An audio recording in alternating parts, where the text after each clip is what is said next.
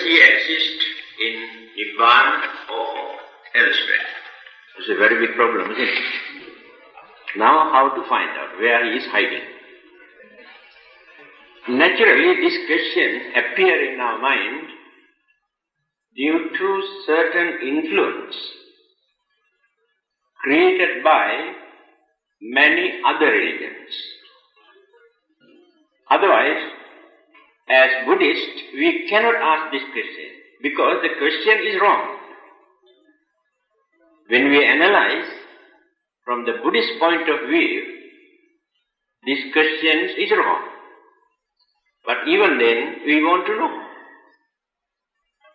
A man's inquisitive mind cannot satisfy until he gains something to depend on, if not to grasp according to his understanding capacity, if not to satisfy his needs.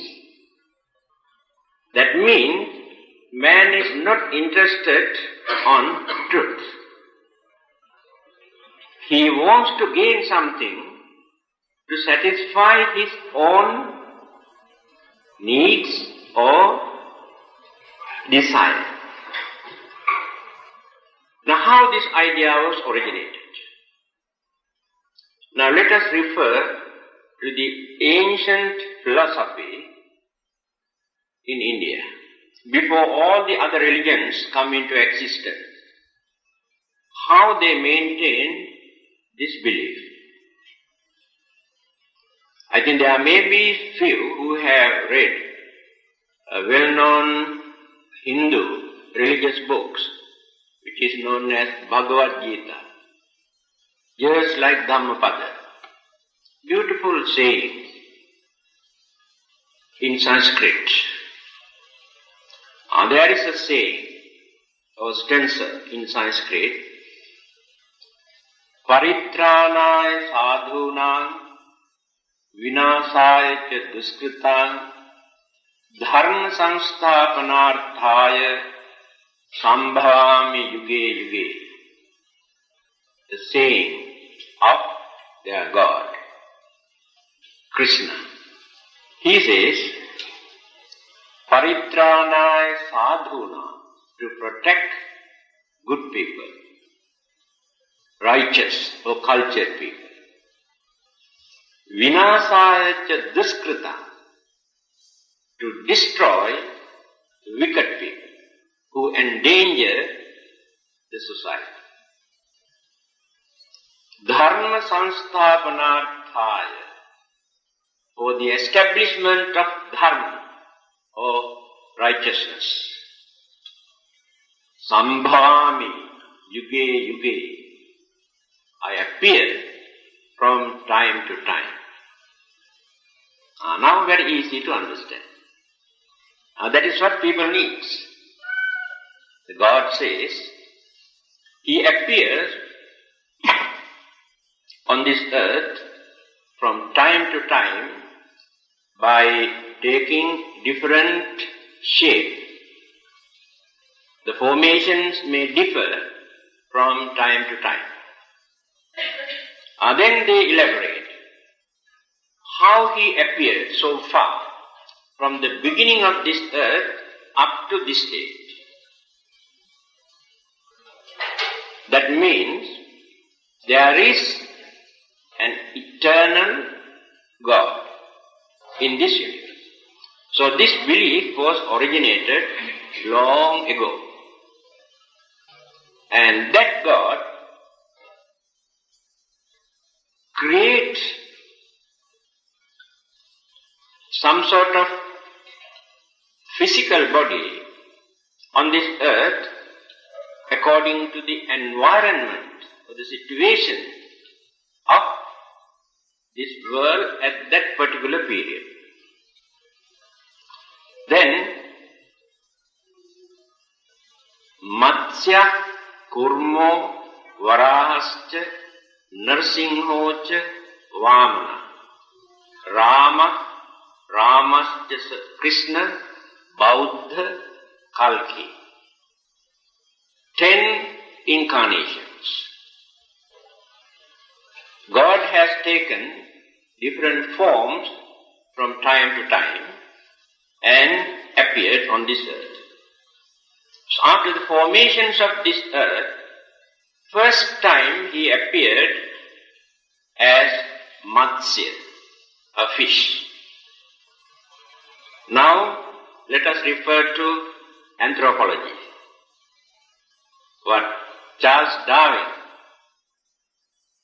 explained to us, the beginning of a life on this earth.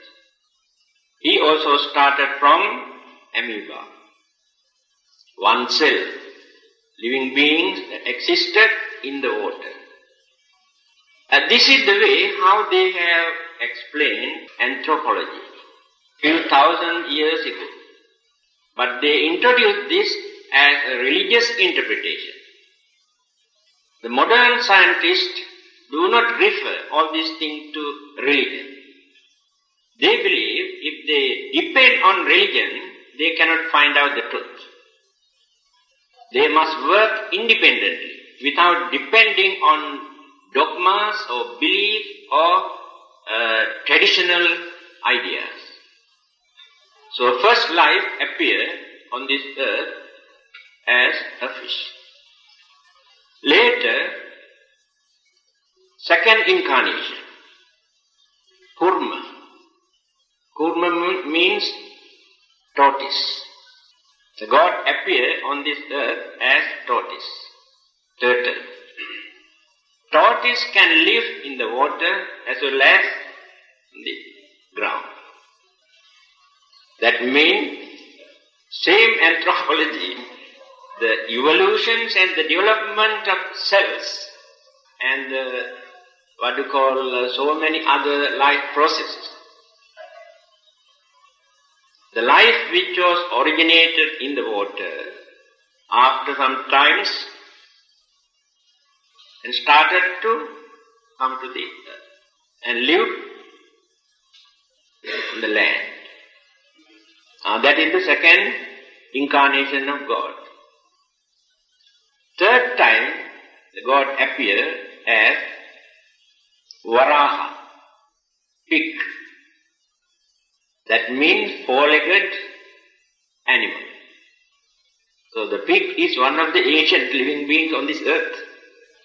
So that means the other four-legged animals appeared later, according to them. The development of this turtle into a pig, anthropology. Then, fourth time, God appeared on this earth as Nrsimha, Nara Singha. Nara means human, Singha means lion. Half human and half lion.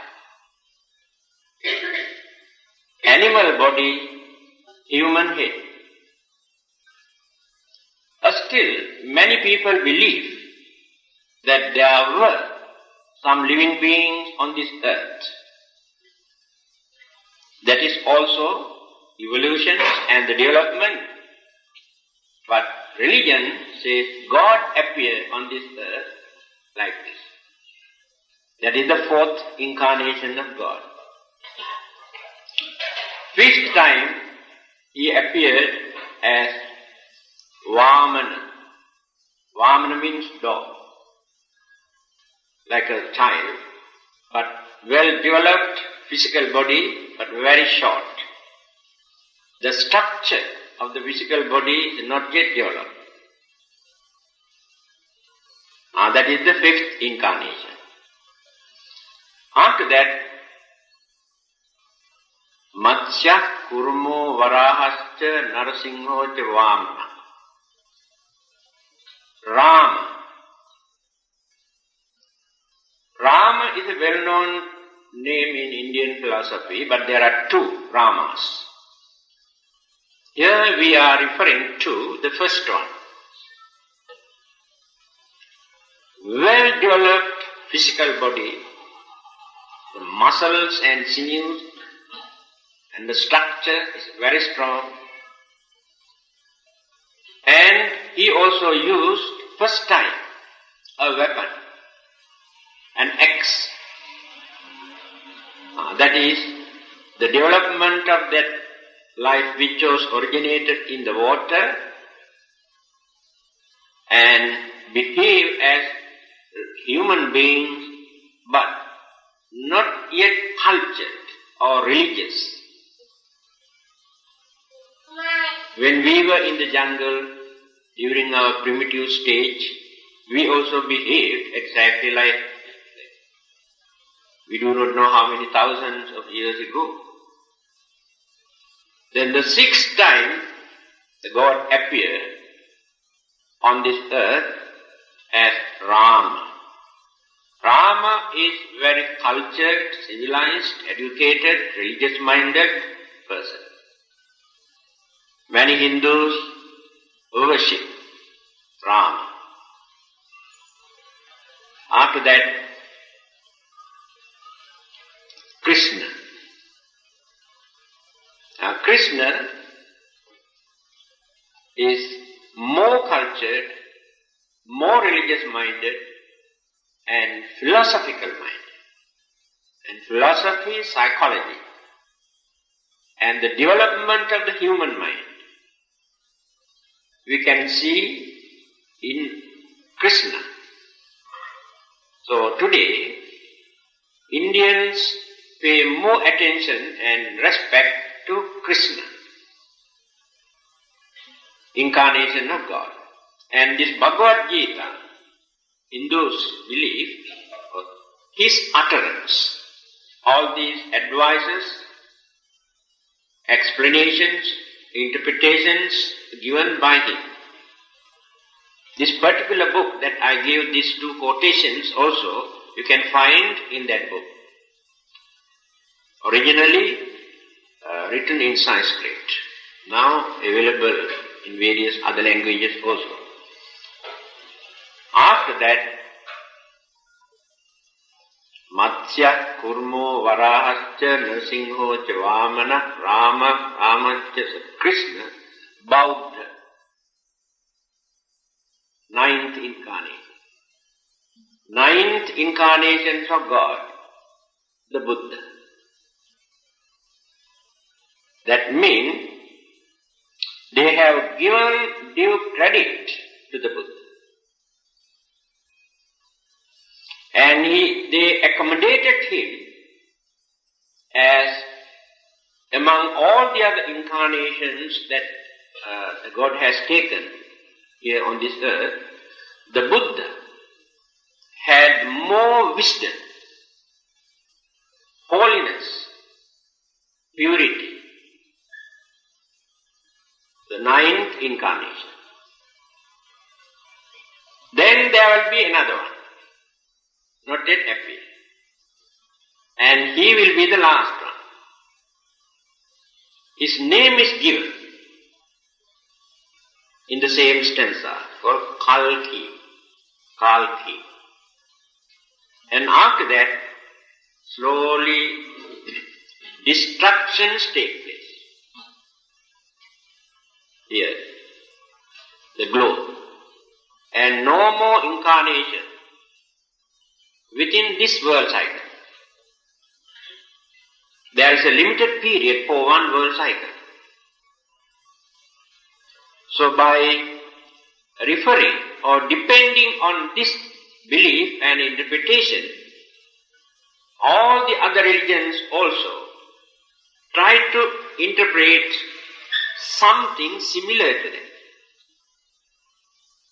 Christians, Muslims, Jews, and many others. But they have completely changed this belief and shortcut. Now Hindu says there will be another incarnations of God. That means still we can develop our hope. Christians also say, yes, second coming of Jesus. Because his first visit could not fulfill. During that time he could not fulfill his mission. The final touching to release all these sufferings, living beings from this world, he appeared again. Buddhism also says something. So according to the Buddha, within this world cycle, that means from the beginning up to the end of this world cycle, because these world cycles or planets or galaxies are not permanent. There's a limited period, maybe millions or billions or trillions, but there will be an end. It is true. Then, the Buddhism says, from the very beginning up to this date, only 4 Buddhas appeared. But during the other world cycle, some other Buddhas, sometimes only 1 or 2, 3 or 4, not more than that. Because Buddhas are very, very rare. But today we can produce any number of Buddhas. That is our production. But the real Buddhas are very, very rare. So every country tried to produce one Buddha. That is why they say Japanese Buddha, Tibetan Buddha, Korean Buddha, Indian Buddha, all sort of Chinese Buddha. And they also have different shape and different colors. It's quite natural. So, Kakusanda, Onagama, Kāsyapa, Gautama. These are the 4 Buddhas appeared so far. Then another Buddha will appear in time to come. His name also given. What is his name? Maitreya or Metteya. So Maitreya Buddha will appear. Then what is the period? We cannot calculate in terms of years. Such a long period. But he has given some sort of ideas for us to judge. Now, our way of life, our health, our religious way of life, our behavior, all these things are going on deteriorating, declining. It is true.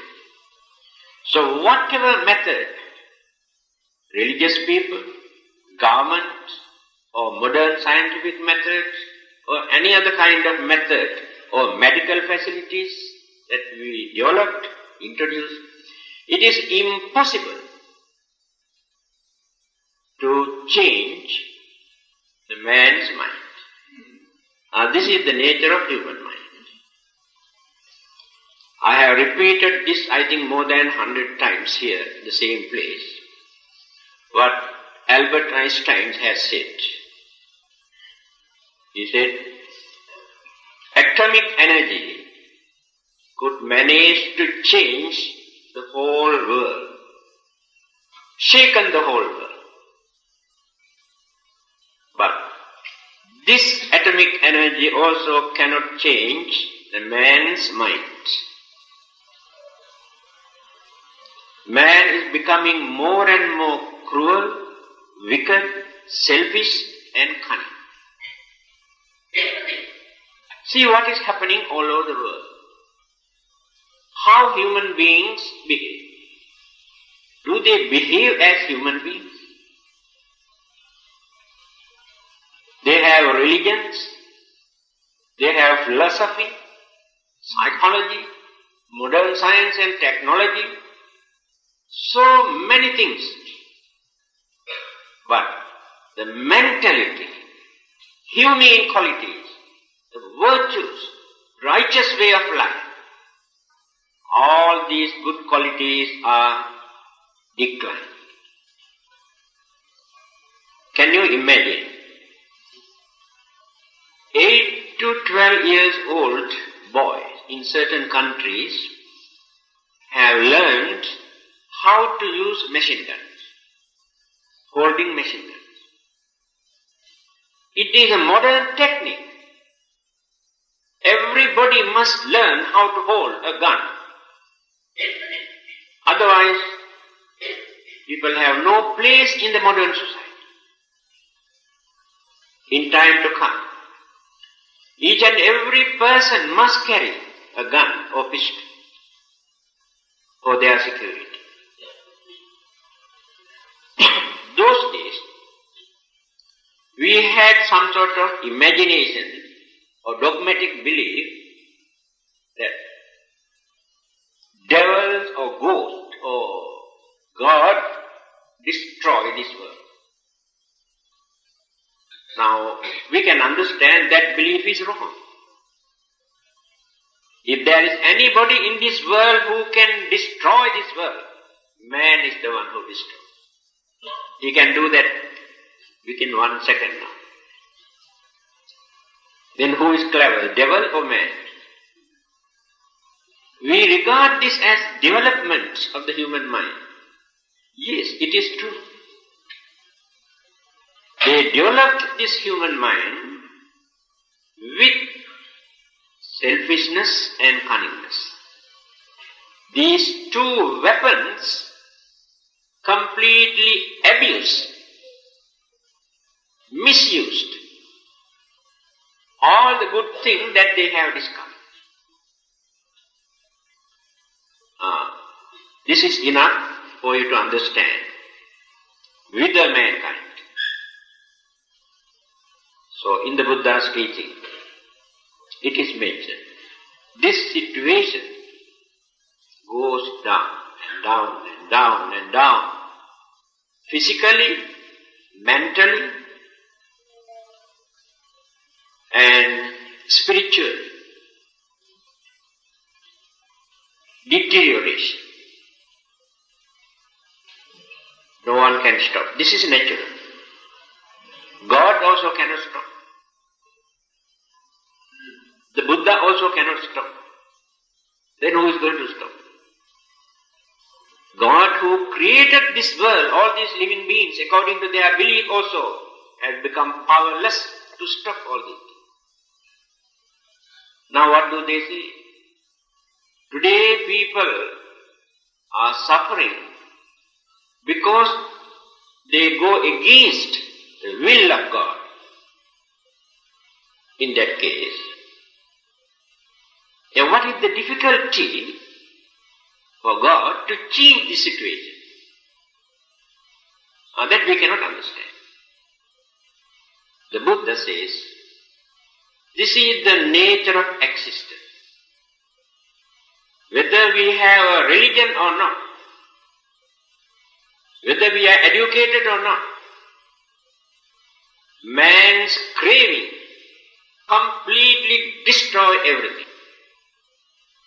It is true. So we cannot stop this situation by praying or worshipping or performing rites and rituals and ceremonies and modern scientific methods. No effect. Very few understanding people, in spite of so many problems and difficulties and obstructions, still try to maintain some sort of principles or virtue. Try to be honest, harmless and kind. But in the eyes of others, these people are fools, mad. If there is anybody who wants to lead a pure religious life today, all the others say he's a crack fellow. That is the way how we measure virtues and the qualities. A person who practices lot of patience and tolerance and kindness is a stupid man. All the others come and bully him, he keep quiet like a buffalo. This is the way how we judge. So all the good qualities. In the same Indian philosophy, there is another saying, in time to come, dharmo vanantrangata. Dharma has gone to the jungle. No more dharma here. Dharma has gone back to the jungle. Law of the jungle has come to the concrete jungle. Now we are following the law of the jungle, not the dharma. Where is honesty today? Can you find out a single human being on this world, on this earth, who is honest? Where is honesty? Where is kindness, compassion? All these words are only in the dictionary. Not in our religious book, just to preach. But not in the human mind. So man is so clever with his selfishness, he twisted, changed religions for man's own benefit and abused and polluted the purity of religion. That is why people say religion is trying to blindfold us, not to enlighten, keep us in the dark, without allowing us to understand things properly. So we cannot expect anything from religion according to some people, so-called rationalists, freethinkers, philosophers, scientists. They condemn. But there's nothing wrong with religion. Any religion. All are good religions.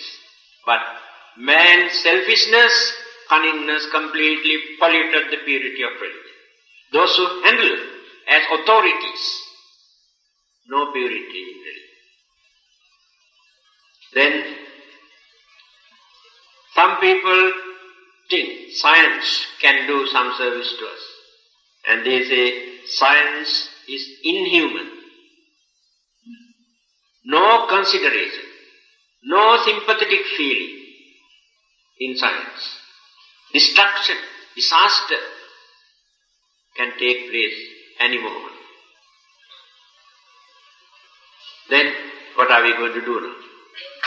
Then some others say politics is dirty. Nothing wrong with politics. Who says politics is bad? Then what is the purpose of politics?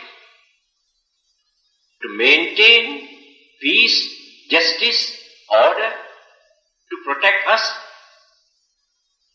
to promote us, to provide many things for us. Now these are the duties of politics. Who can say politics is bad? But those so-called politicians all over the world completely abused their authorities with their selfishness and cunningness. Because they get the power, authority to abuse this very easily. Others have no such power. Because of that, people say politics is bad. Nothing wrong with politics. So very good if you can really practice. This is the situation.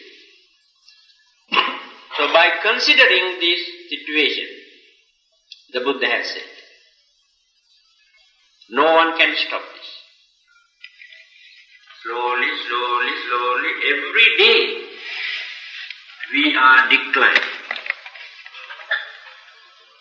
Take for instance, many things that we have regarded as immoral when we were young, when we were children. Today, in the modern society, people regard them as social. The belief that these things are immoral is no more. This is the way how we deteriorate. Then physically, certain sicknesses that we have never heard in the human history.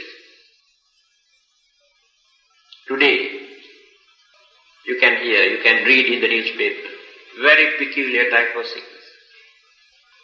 What is the cause of this? Medical science is so advanced that that science also cannot do anything. Our maximum lifespan during the Buddha's time, 2500 years ago, 120 years, average maximum lifespan. Today, World Health Organization, according to their observations, they point out today gone down to 65. Average maximum lifespan. So, now you can understand physically, mentally, morally, spiritually, we are going down and down and down. So when this situation goes up to the maximum lifespan of 10 years, then there will be a disaster. After this disaster, few human beings remain on this earth. All the others kill each other. Already started killing each other now, everywhere. One time bomb is enough to kill few thousand within 1 minute. Those days they have never discovered this thing. Then a 10-year-old child they regard as grandfather or grandmother at that time. Maximum lifespan 10 years. And all those who observed this situation very carefully start to think very deeply. What happened to this world? Is it not due to our mistake? Having seen and considering very carefully, then they try to change their way of life. Very few. Then slowly again come up, just like temperatures. Do not know how many thousands of years it will take. When this maximum lifespan increase up to 80,000 years, this is the Buddha saying, 80,000 years, the next Buddha will appear. And now can you calculate in terms of years? The Maitreya Buddha appear only at that time. And he will be the last one. No more Buddhas within this world cycle. Then worldly conditions, situations, environments, planetary system, friction, clashes, earthquake, volcanic eruption, flood and fire, later, so many things. Then he says, three elements, three weapons, either together or one of them, is solely responsible for the destructions of the whole earth, not the whole universe. The whole universe never disappears. There are so many universes, not only one universe. Thousands of suns and moons in the Buddha's teaching, you can see. And galaxies. And there are living beings in many of those planets. So when certain sections start to decay and decay and decay, another section is going on developing and developing and developing. This is the nature of the universe. This is natural. This is not act of God or anything. No external sources. That is how universes exist. Then there are 4 periods. Samvarta Sthāyi, Vivarta, vivartasthai, the destruction and the formation of this earth, only this particular earth. And the same situation take place in the other world's system also.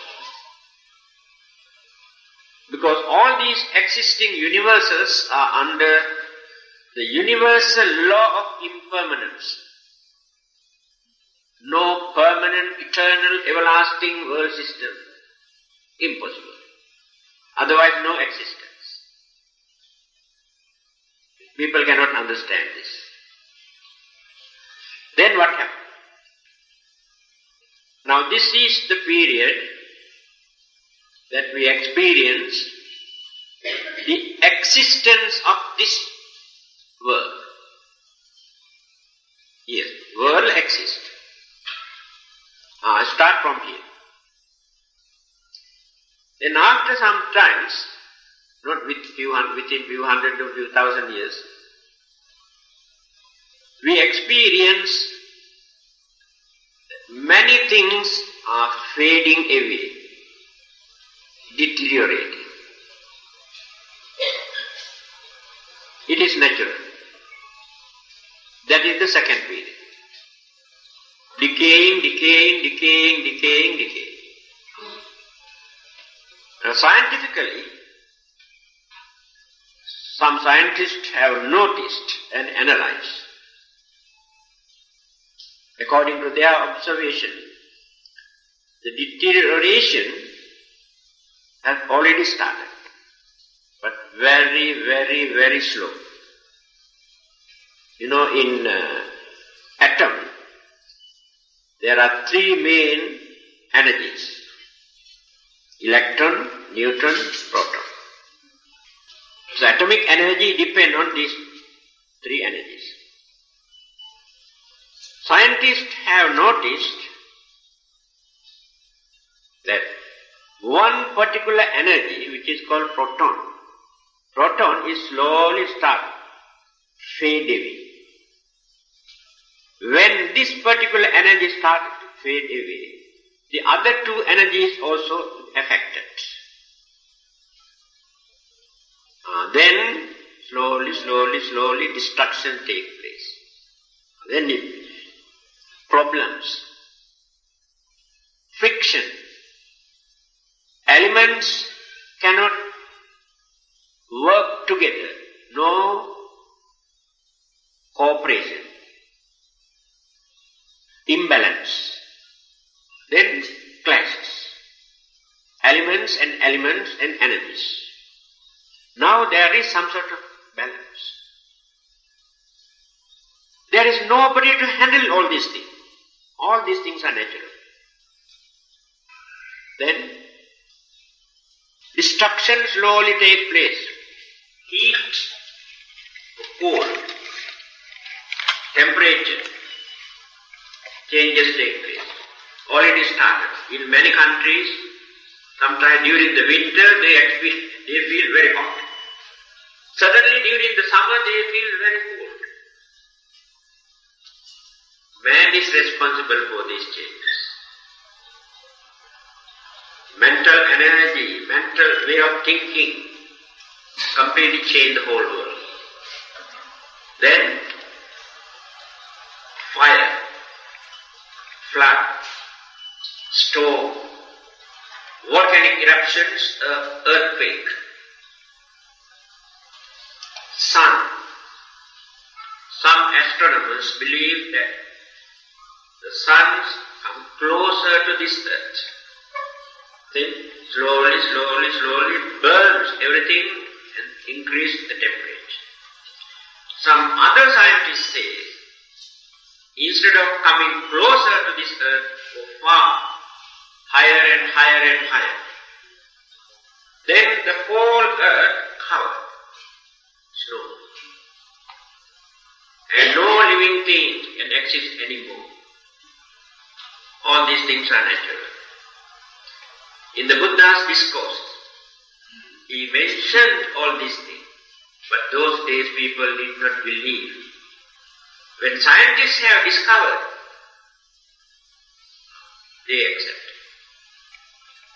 He said either fire or gas or fluid. Completely destroy this earth, this world, in the Buddha's day. So after this thing, then complete destruction. That means no more earth here. Only space, the same area, although this is moving.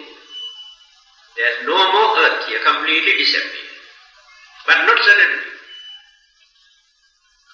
Then one period, dark period. No more living beings here on this earth. No humans, no animals, no plants. Then the questions arise. What happened to all these living beings? Just now I told you, there are so many universes, there are so many planets where there are living beings.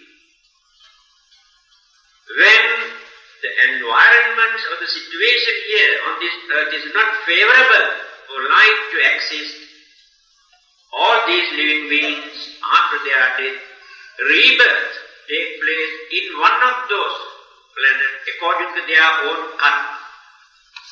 Remember this. Never disappear. Impossible to disappear completely. So don't worry, you will get a place. Then, but that particular place where rebirth has taken place also, one day face the same problem. They are not permanent or everlasting.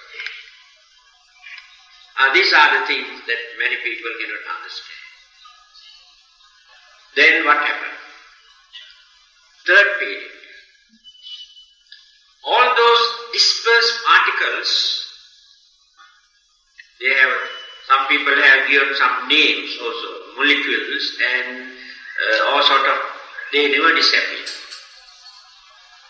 Then due to the magnetic power slowly started to accumulate. You know how many, in terms of years we cannot know, one can calculate. Then accumulations take place. After that, elements and energies develop completely. Then the formations of this earth slowly again take place. These are the four periods. And this situation remains forever, not only once. That is why I mentioned, within one world cycle, start from here up to this, go one round and again come back. This is one world cycle. So within this period, or within this world cycle, four Buddhas appeared. Kakusanda, Konagama, Kasyapa, Gautama. The names were given. Again, the next Buddha, before the end of this, another Buddha will appear.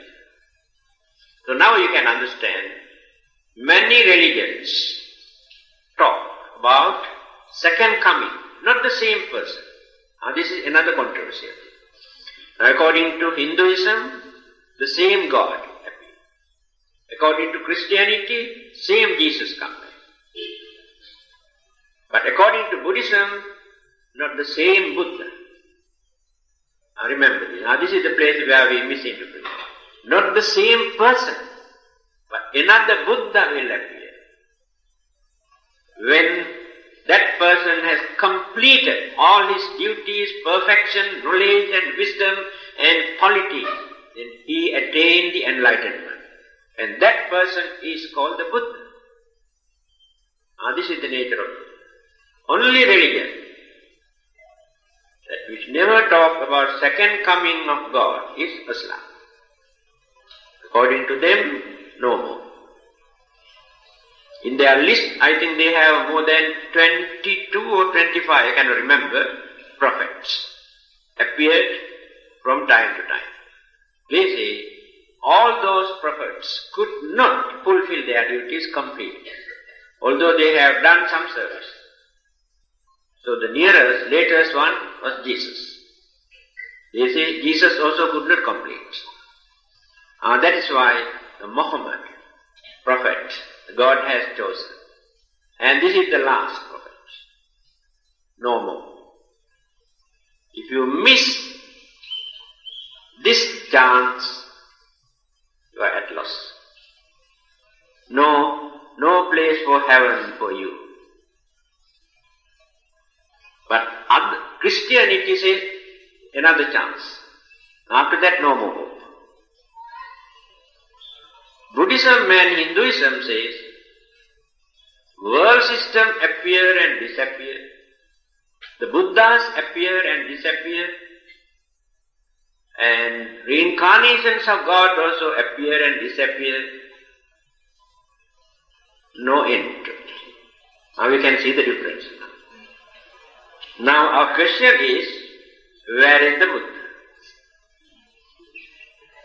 I had to go a very big round to prepare your background in your mind to understand the nature, the existence of a Buddha. We can talk for a few days on the same subject. I told you, when my whole lifetime was not enough for me to complete all these questions. One day is not enough for one question. Then,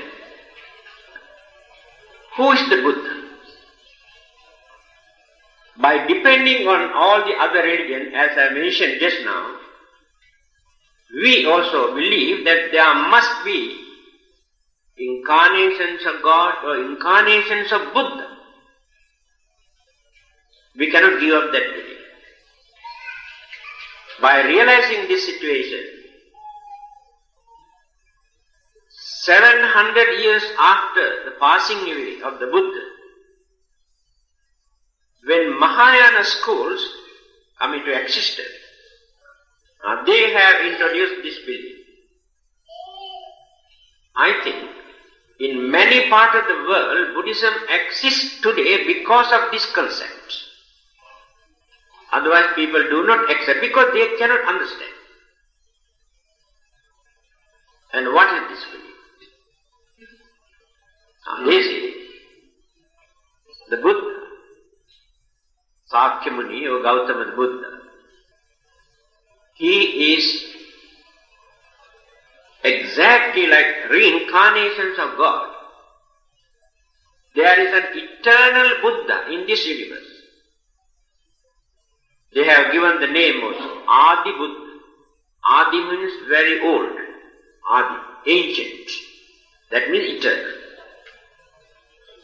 So the Buddhas who appear on this earth are not the real Buddhas. Shadow created by that eternal Buddha appear, exist, talk, walk, eat, sleep. After that, go back. Very easy to understand, isn't it? The same thing you can find in Hinduism. Reincarnations of God, after his mission, goes back to the same creator, Brahma, Maha-Brahma. That is called union with Brahma. Hindu interpretation. Easy to understand. Christianity also say, when somebody dies, published in the newspaper, gone to be with Lord. How nice. To be with Lord. Then stop crying. Why worry? He is with the Lord. To console these people, they use these sugar-coated words. So, again another school of Mahayana. Mahayana also got different school. Created 3 bodies of the Buddha. Not only one body. That means they wanted to create Buddha, introduce the Buddha as a busybody. Just like formerly the Buddha had only one face, today we have added 3 more. 4-face Buddha. So in the same manner, at the beginning the Buddha had only one body, and this school created 2 more bodies, so 3 bodies are there. 3 kinds. But this is not a joke. It's very important, very interesting interpretation if we know how to analyze philosophically, doctrinally. not in gross form.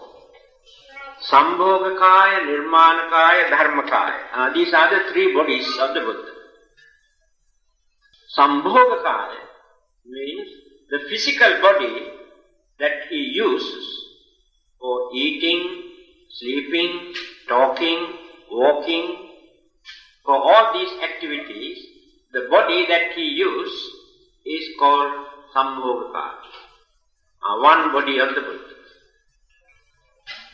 Then another one is called Nibbānakaya.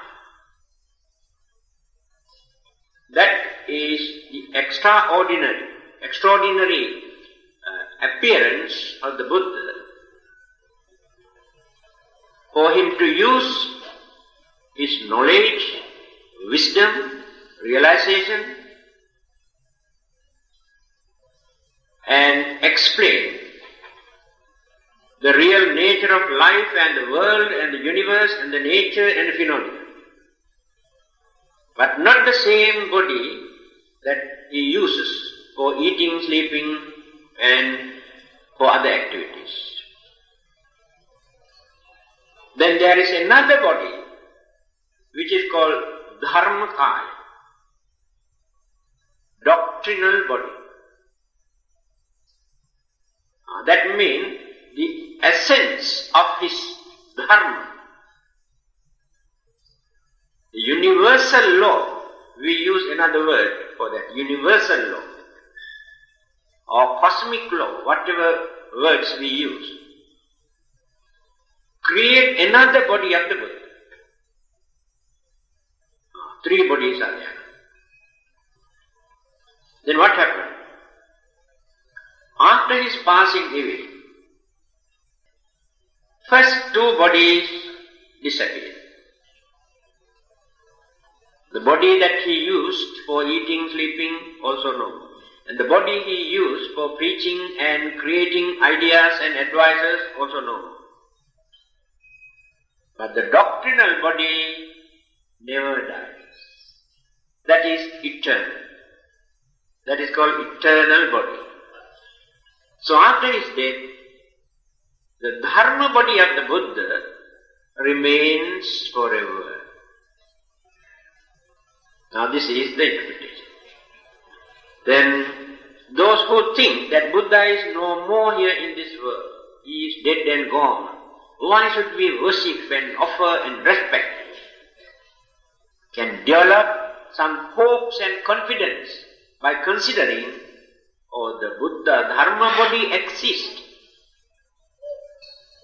You can console them to maintain their devotions and confidence. So if they have Mahayana school, have not created this concept, I don't think the Buddhism exists in many parts of the world today. Because of this, they cling to this. Then let us analyze again how they developed this belief. In Anguttara Nikaya, Sutra Pitaka, the Buddha has mentioned the dharma that I revealed during my lifetime remain forever. Dharma never dies. No one can destroy dharma. This is the sayings of the Buddha. By taking these few words, they have narrated and framed up and introduced as dharma body of the Buddha. Another place. One of the disciples was admiring the beauties of the Buddha. Every day come and admire his beauties. Then the Buddha asked, what are you doing here? He said, Venerable Sir, pleasing to my eyes, your complexion, features and appearance, and so serene and nice, wonderful, I really admire. There, the Buddha has given another advice. Yo dhammang passati, so mang passati. The beautiful sayings. One who sees the Dhamma sees me. Me means Buddha. Again he says, Kinte Vakkali imina putikayana duggandhena sarira. Vakkali. His name is Vakkali, the disciple. What do you gain by watching this dirty, filthy, smelly, impermanent physical body? What do you gain? The Buddha is not here. Don't regard this physical body as the Buddha. This is our wrong identification. That is why we need a person as the Buddha. We take this body as the Buddha. There were many discourses given by the Buddha, advising people not to depend on his physical body. Buddha is not here. What is Buddha? Buddha is not a name of a person. No personality cult. We cannot develop this. When we talk about the Buddha, don't think of a person. Buddha means the Buddhahood. Buddhahood means enlightenment. So the Buddha is the embodiment of all the great virtues and wisdom and qualities. This is called Buddha. When he was alive, certain people came and asked this question, whether the Buddha exists after his death or not. Now this is not a new question. He kept quiet. Because those who ask this question cannot understand. There are many questions that he did not answer because the questioners cannot understand. He kept quiet. Then the disciples came and asked, why? You did not give any answer to that question. Then he said, if I said yes, it is wrong. If I say no, also it is wrong. If I say yes, they create their own imagination. If I say no, again they create their own imagination. So the best thing is to keep quiet. Then he explained. Alright, now you want to know whether the Buddha exists after his death. Right. Then he analyzed. Now you refer this physical body, you regard this as Buddha, isn't it? Yes. Alright. What is this? This is the combinations of four elements and energies. Otherwise no physical body. So can you see the Buddha through these elements and energies in this body? No. Right. Now I have five senses. Can you see the Buddha by observing, investigating these five senses? They say, no. I have five aggregates. Rupa, Vedana, Sanya, Sankhara, Vijnana. That means the combinations of elemental side and the mental side. Two groups of energies and elements. Combinations of these two groups create a visible figure. Humans, animals, living beings. When we separate all these things, you cannot find. So can you find the Buddha there? No. So he analyzed everything. The disciples had to say no. Then where is the Buddha? That means the Buddha does not appear even now while I am alive. Now you want to know the Buddha appeared or not after his death. So what is silly question? Can you understand this? That is the trouble with us. Just now I explained. Buddha means embodiments of all the great virtues and the qualities and the wisdom and knowledge and understanding. This is called Buddha. But there is no Buddha in this physical body. It will take long time for us to understand this. Our human mind is like that. Now we erect images. To us, that image is very important. The image for us to recall the Buddha into our mind. Otherwise, that image is not the real Buddha. But image is a symbol. That symbol supports us to recall the Buddha, to develop our confidence and gain inspirations. Therefore, it is very important. Then, again, the Buddha that you create by observing or having seen certain images is not the real Buddha. But by knowing the Dhamma, understanding what the Buddha taught, and how he behaved, what are the great qualities and virtues of this person, then what sort of wisdom he had, how he settled so many problems and calamities and difficulties and worries.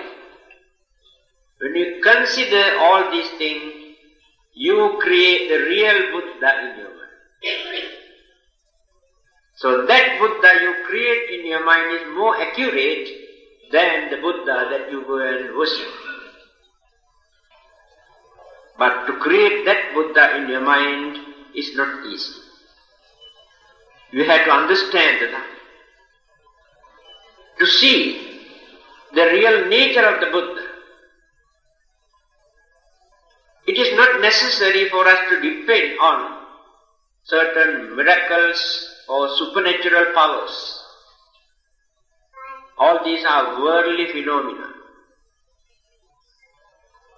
If we really want to know the nature of the Buddha, we have to approach directly through the Dhamma. There is no any other method. That is why he says, Yo Dhammang Passati, So Mang Passati. One who sees the Dharma can see, can understand who the Buddha is. Otherwise, you create the wrong Buddha in your mind. By using your human emotion. That is why we say, my Buddha image is better than your Buddha. One aspect of Japanese Buddhism, Zen, concentrate only on meditation. They happen to see a Buddha image, they throw it.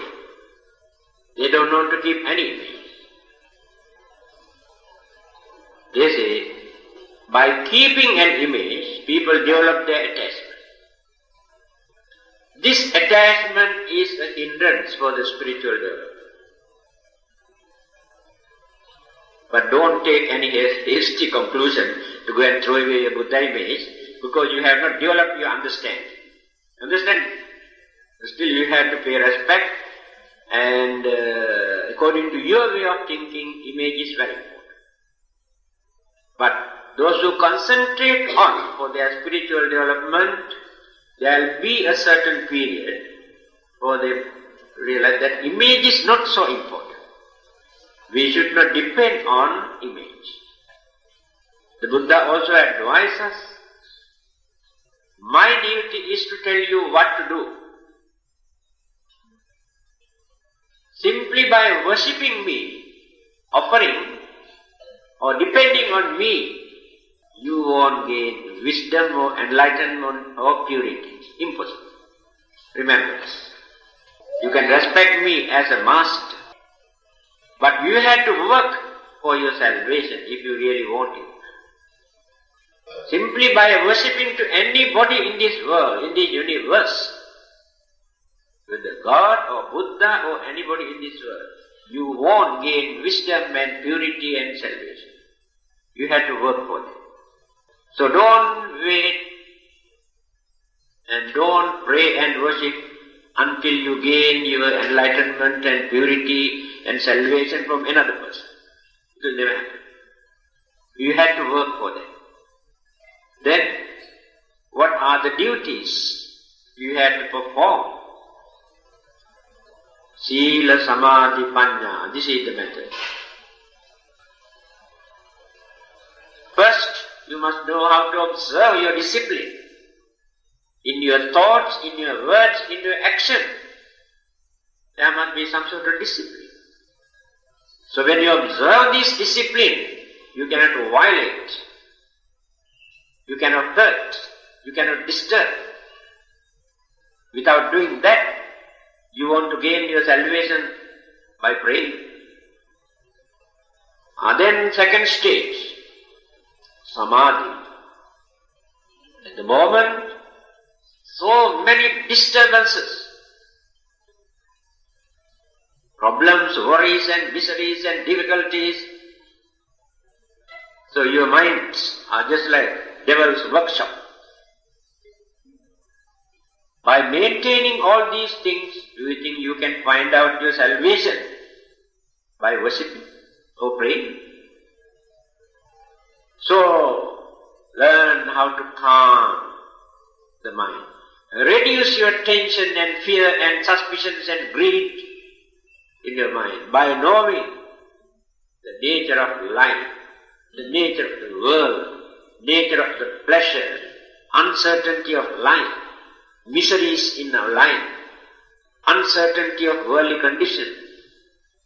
Then can cool your mind, calm your mind. After that, experience tranquility, peace.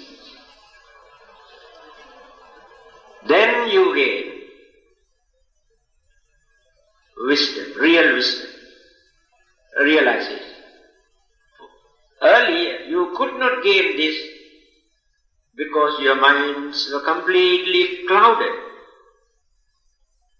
with all these problems and difficulties. When the mind is clear, then you can see things properly. Then you become unbiased, you become harmless, honest, and all the good qualities naturally appear, no need to struggle to develop them. Now you cannot develop them because of the hindrances and so much of craving and desire that you develop in your mind. This is the method introduced by the Buddha. Whatever other method you adapt to gain this, you never experience. So, in the end, let me refer the sayings of the Buddha again. Tittante nibbute chape same titte samang phala. Whether the Buddha appeared on this earth as persons, those devotees who develop their devotions, confidence, understanding, experience the good result. This saying is very important to us. So there is no reason for us to create some sort of frustrations or disappointments in your mind. Oh, Buddha is no more here in this world, and who is going to look after us, attend to us, bless us, and this and that. But here the Buddha says, whether they exist or not, if you develop your confidence and devotions and understanding, you too can experience the same good result. Take for example, when the Buddha was there in India 2500 years ago, very few people could understand what he preached. All the others just ignored. They might have seen him met him, talked to him more than 100 and 1,000 times, but they were not benefited. Then what is the big idea of watching the Buddha, where he is and searching where he is? You won't gain anything. Unless you develop your devotions and confidence and understanding. This is the Buddha's attitude. The more we develop our understanding and devotion, the more we can experience. Only advantage is this. What is that? If Buddha is here, when he preach, when he talk, he is the only one who can understand your understanding capacity. By surveying your previous experience. Previous means previous life. Not only within this lifetime. That is why many people have attained arahanthood after listening few words from the Buddha, because he directly injects to the point. In our case, when we talk, just we beat about the bush, not knowing where the fellow is hiding there. The Buddha find out whether this person can understand. That is why sometimes he keeps quiet without answering the question. Again he find out his way of thinking, whether he is used to this way of life, even during his previous birth. How far he has developed his understanding. So by considering all these things, so directly he can pray. Even Arahanta or Pajjeka Buddha also cannot do that. There are 6 special characteristics, and this is one of them. Now this is the advantage. I think 9:30, one question, but not yet covered. See how many kind of wrong concept and belief and imaginations we maintain due to lack of understanding. So next Friday, I will touch upon on 2 questions. How can we prove the Buddha is the all-knowing one? Related to the same one, how did the Buddha realize or gain enlightenment without revelation or divine inspiration? These 2 things are related. So next Friday, I'll discuss these 2 things. How can we prove the Buddha is the all-knowing one? That he knows everything in this world. How can we prove? If he knew everything, why he did not mention about the atom bomb?